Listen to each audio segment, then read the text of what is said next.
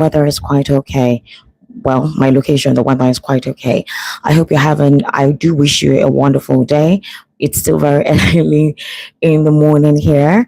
I don't know where you're residing watching this video to know what time it is. Welcome to Estate Media, where we get to give you updates of happenings across the globe, and we get to have a logical conversation on how we dissect and assess some of these topical issues and have a logical conclusion, objective analysis and logical conclusion to it. And then obviously through the comment section, you're able to tell me what you think, if you align with some of the narratives, or if you have a deeper and different perspective to the topic of discourse. Well, a lot of has actually been happening in the past couple of days, specifically in the weekend. We all know what exactly is happening in Nigeria and how a lot of Nigerians have been reacting to events that have been unfolding recently. There's been quite a lot of back and forth. There's been quite a lot of positive and negatives. Positives for those who are supporting the government by saying that most of the insecurity currently we're experiencing back to back is politically motivated. And it's worrisome because we have seen an upsurge in insecurity. It's either it was initially underreported, or maybe because Trump made a declaration, the media decided to be bold and brazen enough to report some of these incidents. However, whichever way we try to categorize it or try to analyze it, the thing is, insecurity has taken a tumultuous turn, and it obviously feels that beyond politics, there is an agenda from a certain group of religious oligarchs. Who they are, a couple of persons know. We can't be precise with it, but there have been talk about Islamization all over the world. There are some countries that are now extremely Islamophobic, talking about the dastardly act that Islam preaches. Some people say those people who go about killing, destroying, maiming, raping, and all of what you cannot conceive to be moral are not practicing true Islam. They're literally persons who are demonic and using Islam to perpetuate mayhem and characterize a religion as a religion that is all about fighting, jihadist, conversion, forceful conversion, and land grabbing, taking over people's ancestral land. Now, if you look at the situation in Nigeria, literally it's not supposed to be complex, but unfortunately, because we're a multi-ethnic, religious and cultural group, it is expected that we're going to see some of these religious differences. We're also going to experience religious intolerance, and we're also going to experience some form of dominance, either culturally or religiously. However, the way we see it right now, the fact is certain persons are using religion to kill people, take over their land, displace them, and under the guise of Islam. And how has that been curtailed? It has not been curtailed. Have they been apprehended? Very few recorded instances of persons who have committed such crimes have been apprehended. Very recently, the Eruku Church in Kwara State, where these Fulani terrorists kidnapped these residents and were demanding for millions of naira, they have been released. Their release was secure. How? We did not know. But we were just told yesterday that they had been released. If ransom was paid, nobody told us. If money was paid, nobody confirmed. The only thing we heard that they had been released. Did they apprehend those who were responsible for this? No. They were not apprehended. Nobody was caught. Nobody was taken. And that's why a lot of Nigerians are actually complaining that what exactly is going on with this government? What exactly is the issue of this government? Or why don't they understand that once you continue to pamper, give these guys money, you don't take them, then they brazenly carry out their activities. They believe they're untouchable and nothing can happen to them. And if this continues, it's going to be a detrimental feature for Nigeria in the next generation to come if this is not curtailed. If certain persons are given opportunity to behave the way they like, to perpetuate mayhem, destroy, kill, displace, and they are not caught. We're not seeing any form of public execution or any form of attitude that impedes their consistency in carrying out these activities. Then it means that there is a complicity from the government. Either they're being pampered, they're being pandered to, or certain elements in the polity who are supposedly maybe more powerful than the presidents are the ones actually dictating how events unfold in this country. Who goes to jail, who doesn't go to jail, who you catch, who cannot be caught. Again, a lot of issues. We're going to be looking into it today. Now, you remember Reverend Dachomo, right? Oh yes, a reverend who cried out on the graveyard and said that there are terrorists actually killing Christians, specifically persons under the guise of Islam. He says that there's an Islamization agenda and then there's a Christian genocide. This video went viral all across social media platforms on Twitter and obviously got the attention of the American president. Podcasts were done in regards to this. Reverend Dachomo's video was played where he was kneeling down in front of dead bodies in a grave, crying out and asking Trump to please help, that some of our Nigerian politicians and the executives have refused to do anything about handling insecurity, and a lot of Nigerian Christians have been murdered on a daily basis in mass graves, and they call the government and nothing is being done. That actually resonated, and everyone who watched it was compelled to say, please, Trump, you have to do something. There's a Christian genocide and you cannot continue like this. You cannot let this happen in a country that supposedly supported you for your second, emergence as a president of the United States of America. And if they're calling on your name to help, whatever it is you can do, please help. Insecurity cannot continue unabated, with religion being the cause of the problem. In that regard, well, we saw how the whole thing happened. Trump's talk, even recently, Trump responded by saying it's a very disgraced nation, that the Nigerian government has done nothing in having to handle this insecurity. And it's quite embarrassing, specifically with the abduction of 315 schoolgirls in St. Mary's Catholic Church very recently. That actually caught the attention of Trump, and he said, you know what, something needs to be done decisively as fast as possible, and these things cannot continue. Now, last week we saw the conviction of Nnamdi Kanu, the leader of the indigenous people of Biafra, where he was sentenced to life imprisonment. Well, we do know that he's going to appeal the case, but he's currently in Sokoto prison. He has spoken very recently. Again, this is all connected to insecurity. A couple of people feel that the government shouldn't have done what they did at the time. They should have actually waited, that the situation in the country is very tense. They should have chosen another time when things have calmed down. Others felt the government did what they did to show the US that they're indeed intolerant of those who commit terrorism-related activities, and that the law comes down on them at all, that Nnamdi Kanu was a scapegoat. Whichever way we want to look at it, let's first of all look at what Reverend Dachomo is saying. He said that he has been receiving threats and warnings from President Bola Tinubu's aides and loyalists from the presidential villa. He stated that they have been warning him to desist from speaking out and making claims of Christian genocide in the country. The clergyman made the claim via video circulating on social media platforms since Friday. Dachomo stated that in the last 2 months, since he began countering the government's denial of a Christian genocide in the state and other parts of the Middle Belt with credible evidence, some people loyal to the Tinubu administration have been issuing threats to silence him. The vocal man of God, who is original chairman of the Church of Christ in Nations, COSIN, in Barikan Lodi, local government area of Plateau State, claimed that his advocacy has made a lot of persons know the reality of what is going on in the country. Reverend Dachomo also said that if not because of what he said and what he did, a lot of persons wouldn't have even understood how bad things have gotten in that part of the country and the situation they have been going through all this while. Reverend Dachomo also called on the international bodies to please continue to beam their searchlight on Nigeria, that the current circumstance in the country is not ordinary anymore, and it calls for a concerted effort from all and sundry. Well, we know that the presidency has spoken, but not necessarily via any, national television. We've just been getting updates from their Twitter handles, like the president's Twitter handles, the spokespersons giving off different update on what the president said about this, where he assured that it is his mandate and he would ensure that this threat to our lives and properties no longer continues, that he is committed. A lot of Nigerians believe they don't trust what he said. They think that this is not the first time they hear some of these promises. Anytime these promises are made, the situation becomes worse. Well, we heard that Facebook has deleted Reverend Dachomo's account, saying that his account and the messages or the content in there are cause for national security and national concern. So, which actually proves that this threat he has been receiving from the presidency is actually true. If Facebook has deleted his account, it's not just Facebook. Every other channel. Well, I don't know if he's on X. That's Twitter. So, as it stands now, anybody who says anything concerning insecurity or Christian genocide, somehow your account could be shadow banned. Those who retweet or reapply the content on his platform, their accounts are usually shadow banned. So the question is, why is the government wanting not to allow this narrative of a genocide.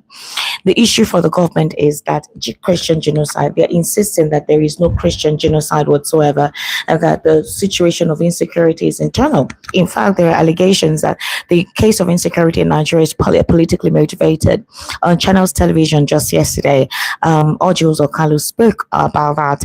Let's take a very brief listen to what Ojus Okalu said, saying that all of this is politically motivated with Shinwa Kimbaloye of Channels Television.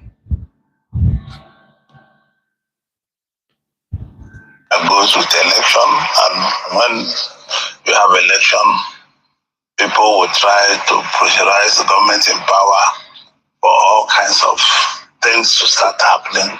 And you could remember when President Jonathan was here, the similar thing happened.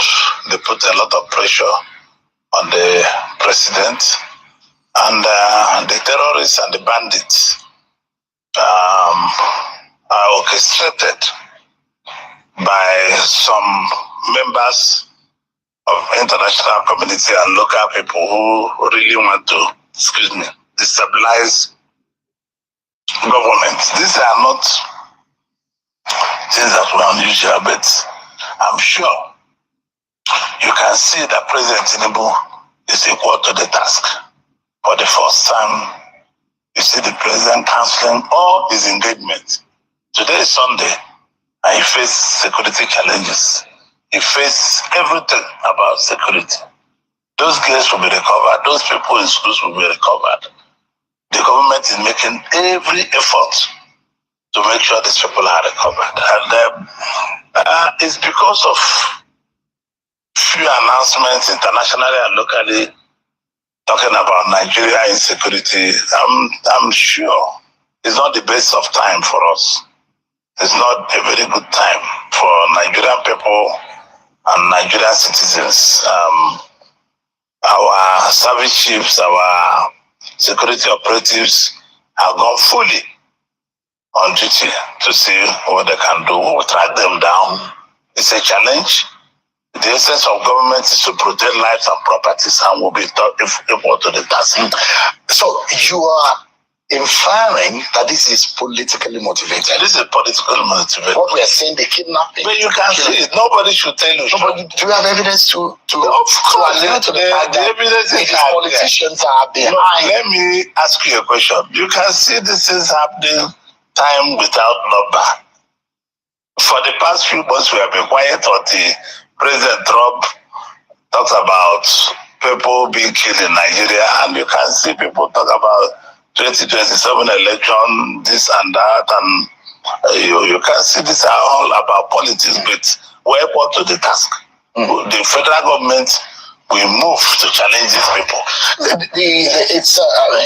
I would like you to educate us more. If you are really in the know of the politicians who are behind this, are those in the ruling party or in the opposition, or who are these politicians? Are they Nigerians, or who are these people who are politically entrenching insecurity in Nigeria for political gains, as you are inferring tonight? No, these people are actually machineries bought by politicians. These people are people bought by individuals. These people are people centered to destabilize a president that is ready to fight for our economy, that is ready to revamp the economy, that we've been trying his. Okay, so I'm not going to play all of that, but I just want to let you know that that's the narrative that the All Progressives Congress is carrying around, that the recent upsurge in insecurity, or the ones that they have been able to get out to the media, is politically sponsored and motivated. That's the excuse. They're saying that all of this is because of the 2027 general elections.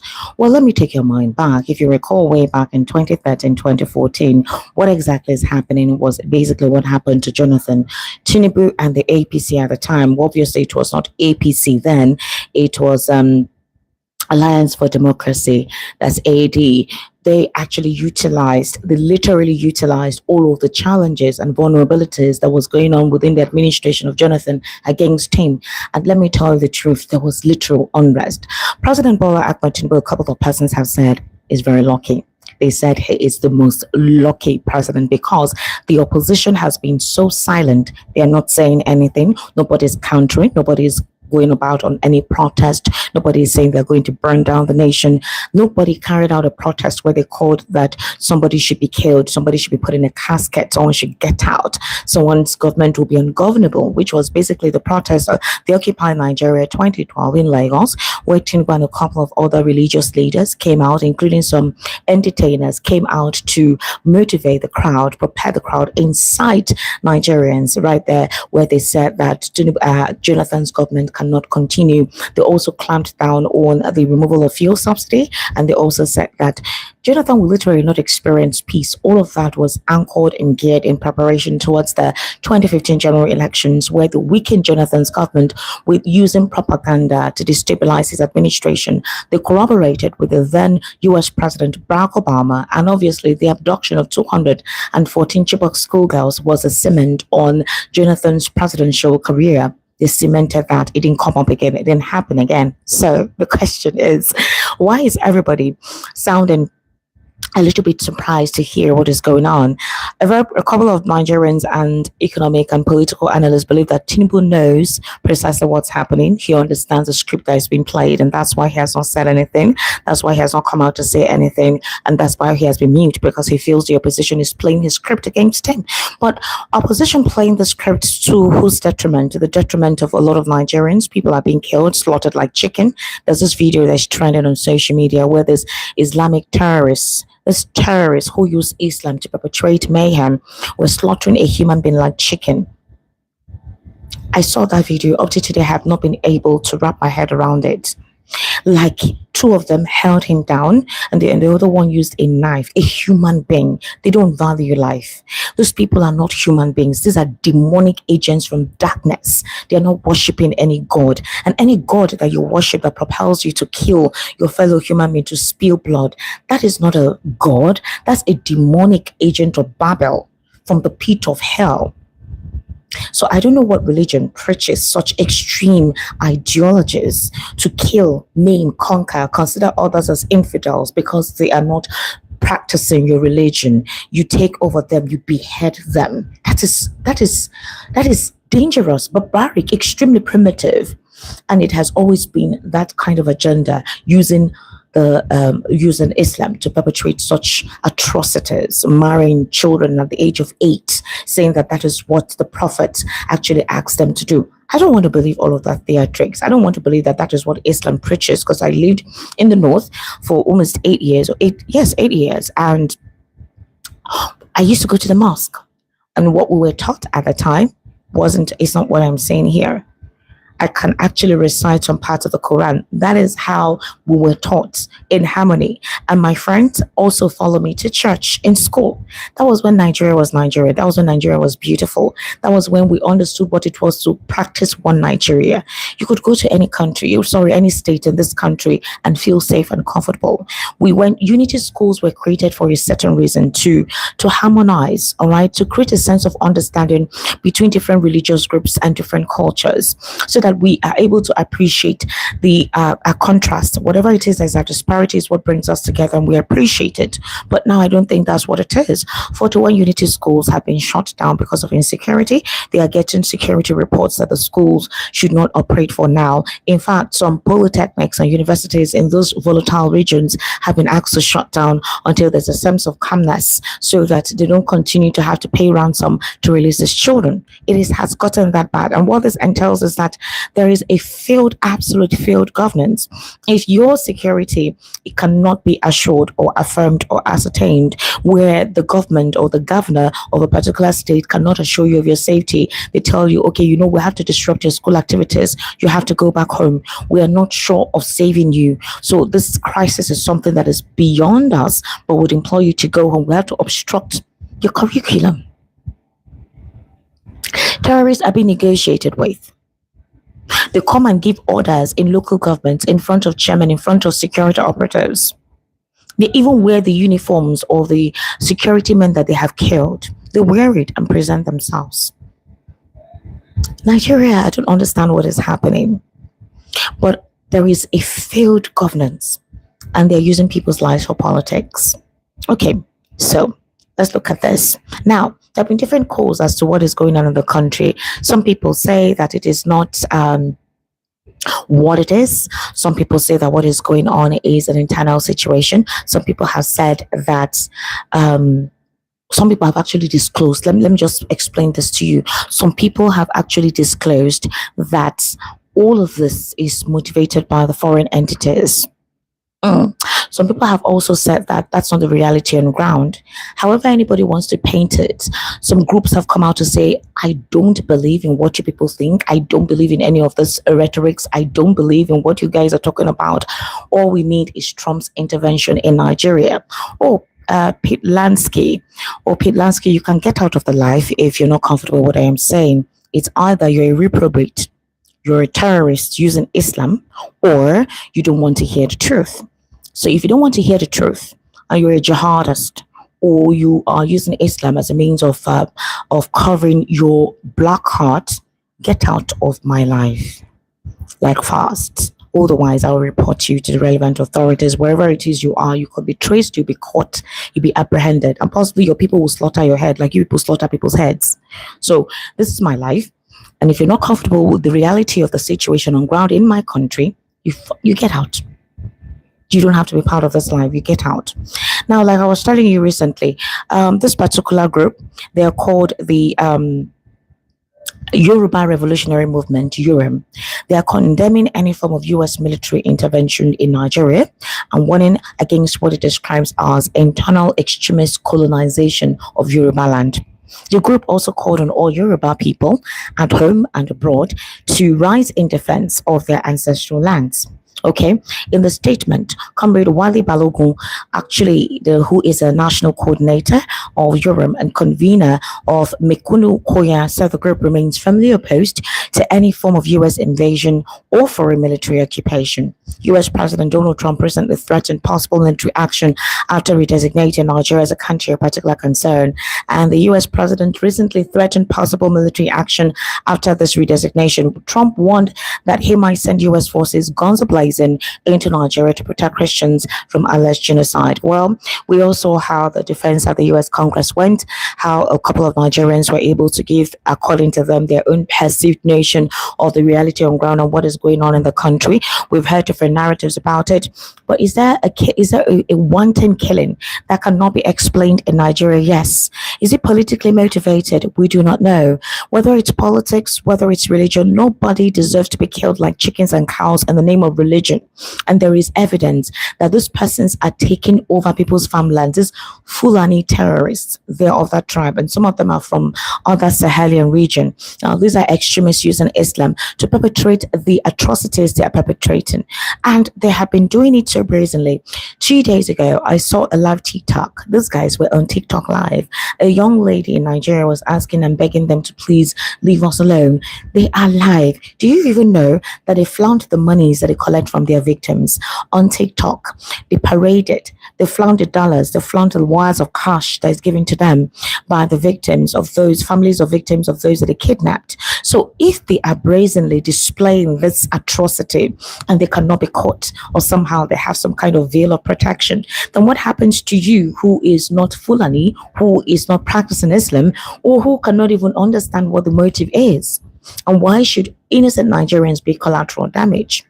So there have been several reactions to all of this. However, here is something that recently transpired. So Twitter, formerly that is X, formerly known as Twitter, recently introduced this feature. The feature is something that a couple of Nigerians said is quite impressive. So they deployed a new feature, right, that displays the country where an account is based. It's an update that advocates that will help curb misinformation, foreign interference, and coordinated propaganda on the platform. If you notice, Elon Musk platform X was actually one of the tools that was used that brought in Donald Trump. It became a platform where people could express themselves unfiltered. All forms of propaganda, information infiltrated, went through X. It really got so bad. And that was how Trump actually, one of the major tools that Trump utilized to win the elections. Now, it got so bad that a lot of accounts actually put out false information.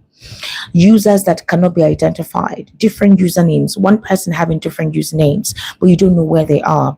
They could have a profile picture that indicates that they're either in Pakistan, India, America, Gaza, different bot accounts, all putting across a message. So the feature started appearing on Friday, November 21, 2025. And although it's a limited release, they're still updating, they're still working on it. Users who have access can view an account's bio, tap on the joined date, and see the country linked to that profile. So the access that is formerly Twitter, the head of product, Nikita Beer, previously explained in October that the addition aims to improve users' ability to verify the authenticity of content and accounts. The latest update also gave some users access to expanded account information, including verification status, creation date, country of registration, the number of times username has been changed, and the App Store country tied to the account. Supporters of the rollout believe it will help identify accounts involved in engagement farming, impersonation, or coordinated disinformation efforts. But previously, advocates have raised concerns, noting that some users may not want to disclose their specific country. In response, X has introduced an option allowing users to share only their region or continent rather than a precise country's location. So because of that, we now began to see a couple of accounts that have the blue tick. Some of them are actually based in Nigeria, but you will see that if they are accounts that were putting out the whole Gaza situation, save Gaza, don't save Gaza, Palestine should be free, Gaza is a trump card, Benjamin Netanyahu. A couple of people feel that Israel used that angle, bought a lot of persons on X from different countries to promote what Israel was doing against Palestine. So they call those accounts like bot accounts. They pay you money, you sell this propaganda, you promote the activities of Israel, you make them look like whatever it is they're doing, whether it's with the permission of the US or not, or whether it's based on global safety standards. You support the initiative, you support whatever it is they're doing against Palestine. Also, Palestine and Hamas or whatever were also using that same platform with different people on X promoting the release of Palestinians from the hands of the groups of Gaza and calling for the arrest and the arrest and prosecution of Benjamin Netanyahu. Well, it was found out that a lot of Nigerians were actually using such misprofile, that is profiles that are not themselves, to indicate like they're in India, they're in Pakistan, they're in US, they're in Canada, and supporting what Gaza was doing, as supporting what Israel was doing, rather saying Gaza. Sorry about that. Yes, supporting what Israel was doing against Palestine. Exactly. So, in other words, what they're trying to say is that these persons were being used by Israel to promote an agenda by saying that whatever it was they were doing in Gaza was merited, whatever it was they were doing in Palestine was merited, and that they were on the right track to doing what they were doing. That these accounts were meant to spread the message of Israel winning the war, of Israel fortifying itself, of Israel fighting out extremists using Islam. Then it happened to be that with this new feature introduced, it was found out that some persons promoting this ideology were actually Nigerians. A lot of them are Nigerians who actually were paid to do all of this. And some of them too, advocating for Palestine, are Nigerians as well, who were paid to advocate for Palestine, even if they're not Muslims.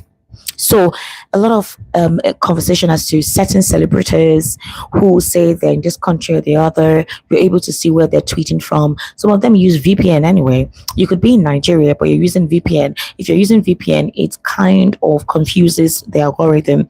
So they could just give you one country, any country, and tell you that that's where you're tweeting from. Meanwhile, you're in Nigeria. So if you're using VPN, it may not actually give a precise detail of where you're tweeting from. It could give you the countries whose VPN you're using. That's the country that will use. So you could be in Nigeria, and because of you're using VPN, it will tell you that you're in US, Canada, India, Bangladesh, Pakistan, whatever.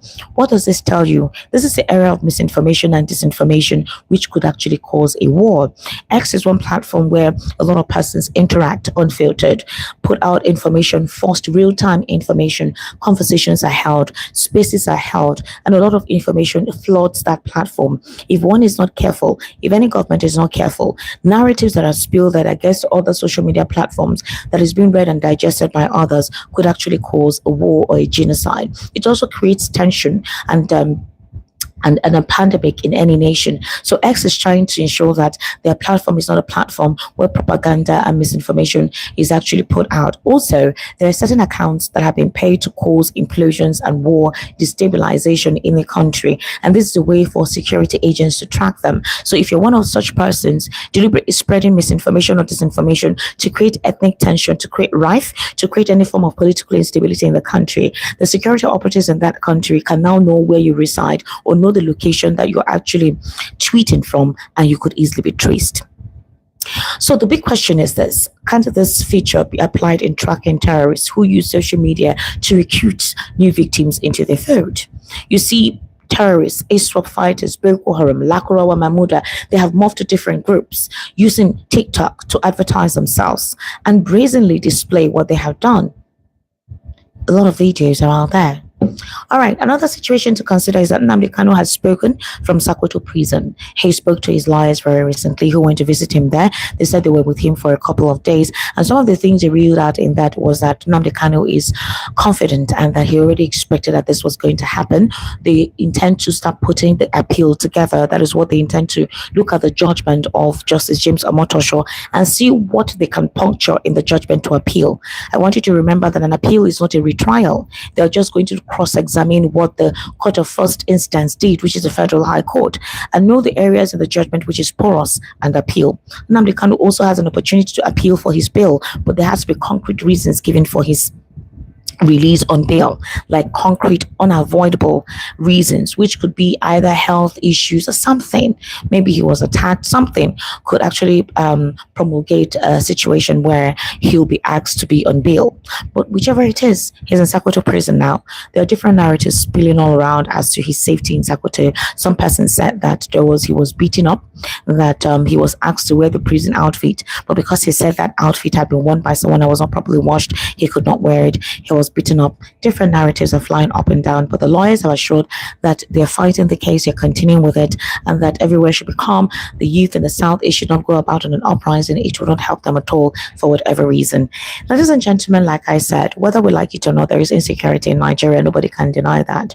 Even if you're trying to support this government, even if you're an APC supporter, the reality is that there's a lackadaisical, porous, weak, vulnerable link in this government. There is no form of recognition. There's no form of affiliation to its people. There's a major disparity from this presidency to Nigerians, and that's why when all of this happens and no one is saying anything, it actually feels like this whole situation is sponsored. So the question is not about releasing these victims. The question is, are you going to apprehend these perpetrators? How soon will they be apprehended? That's a big question. That's what a lot of persons are asking. How soon would you apprehend these individuals? It's beyond saying they were rescued. They were rescued. Did you apprehend them? They were rescued. Did you catch the perpetrators? Are they going to be prosecuted? These are the questions Nigerians are asking. There should be no more killings. Everybody reserves and deserves a right to live, to exist, to flourish, to own their businesses. You don't treat people, you don't checkmate them, you don't murder them under the guise of religion or politics. If this is politics, it needs to stop. Meanwhile, Peter Obi wrote a tweet very recently in response to the judgment handed on Nnamdi Kanu from Justice James Omotosho by saying that this is not the time the government is supposed to be doing this, and saying that the justice that should come from Abuja is the same justice that should be given from anyone from the Southeast. Well, as it stands, Peter Obi has been receiving a lot of backlash. His opponents have said he's a terrorist sympathizer, saying that his political career has been ruined, telling the Northerners not to vote for him, that if Peter Obi becomes a president, he'll be sympathetic to terrorists. He may actually make sure that IPOB is no longer proscribed, that Peter Obi may actually disintegrate Nigeria, that he may sign off for the actualization of Biafra, because that's what he's all about. They've called him several names. Well, Peter Obi has continued to stand by his word and stay by his truth. Some of the obedience have asked him to delete the tweets, that he shouldn't have said anything, he should have kept quiet. But we all know, whether Peter Obi tweets or not, this government has decided that Peter Obi will never be the president of this country. The problem is because of where he comes from. His tribe will always be an impediment. You can deny it, but that's just the truth. Some have advised him to just stay back. There's nothing you can do. And that Nigeria is not ready for good leadership, because the very people who are crying for good leadership are the very ones using ethnicity to say that he will never become a president because he's Igbo. All right, I would like to know what you think if that is the case. But however, things have changed. Nobody is God. You cannot predict. His ethnicity should not be a factor. And if you know that you want to be part of this country, we all have to work together to make this country work. This is where we know at home. We don't know anywhere else. There are elements who intend to implode this country. We know that. But we must put aside our ethnic and religious differences to speak in one voice to protect this country. The government of the day needs to also collaborate and work together with all ethnic groups. You cannot be more supportive of a particular ethnic group and then isolate others and expect them to show you support in your time of crisis. It is now that there is a crisis you're expecting we should speak in one voice. We should also embrace nationhood. Really? You victimize people? You call them to be the reasons for the problem of the day all the time? You disenfranchise them? You check them all the time when they want to do something? When it comes to them, justice is misapplied. And when it comes to having a big situation like this that calls for national integration and unity, you expect them to support you? They definitely wouldn't support you. That's just the truth. So there needs to be healing. There needs to be a call to unison from this government, and government agents should stop dividing the polity. I'm speaking to Bayo Nanuga, Abike Tabriwa. These are top persons who speak for the presidency, but they're also involved in ethnic slurs, ethnic baiting, and ethnic sentiments. It's a terrible thing. They have painted the administration of President Bola Tinubu as just a Yoruba government. And it's terrible to do that because it means that he is a president of just your region and not for everyone. And always understand that people will oppose anything the government of the day is all about. The fact that I am not supporting an administration or you are not supporting the government does not mean that you mean bad for the government. You need to always embrace criticism. Don't see anyone who criticizes the government as an enemy of the progress of a particular region just because that region is in power. If you notice what has been going on, it is not any regional thing. It is basically between the north and the south, and I'm talking about the southwest. So when there is an issue, look at those who consider to know your real opponents and not innocent people who just want good governance. Have yourself an amazing day. Make sure you like, comment, share. Bye for now.